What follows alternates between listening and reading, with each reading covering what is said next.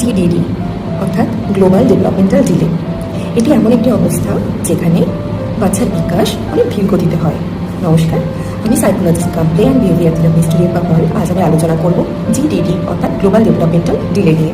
এক্ষেত্রে প্রধান যে সমস্যাগুলি দেখা যায় সেগুলি হলো মোটর স্কিলের ডিলে, অর্থাৎ উঠে বসতে বাচ্চা দেরি করছে বয়সের তুলনায়। যেই বয়সে তার পড়া উচিত বা উঠে বসা উচিত, কোনো সাপোর্ট ছাড়া সেই বয়সে সে অ্যাচিভ করতে পারছে না, বা হাঁটতে দেরি করছে, বা হামাগুড়ি দিতে দেরি করছে। তাছাড়া কগনিটিভ ডিলে, অর্থাৎ শিখতে যে কোনো জিনিস, ছোটো ছোটো জিনিস শিখতে ডিলে করছে অনেক, বা প্রবলেম সলভিং স্কিল তার অনেক কম। তাছাড়া সোশ্যালাইজেশনের ডিলে, অর্থাৎ আই কন্ট্যাক্ট করে না, কোনো ইনস্ট্রাকশন দিলে ফলো করে না, ডাকলে সে সাড়া দেয় না। তাছাড়াও স্পিচ ডিলে, অর্থাৎ কথা বলতে অনেক দেরি করছে। ছোট ছোট যে ওয়ার্ডগুলো বাবা, মামা, কাকা, এগুলো অনেক দেরিতে সে বলছে।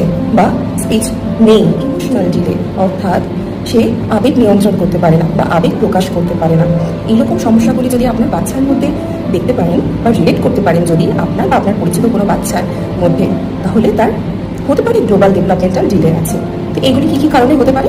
জিডিডি সাধারণত জেনেটিক ডিসঅর্ডার, প্রিমেচিওর বার্থ বা লো বার্থ ওয়েট, বা অক্সিজেন ডিপ্রাইভেশন, বা এনভায়রনমেন্টাল টক্সিসিটির কারণেও হতে পারে।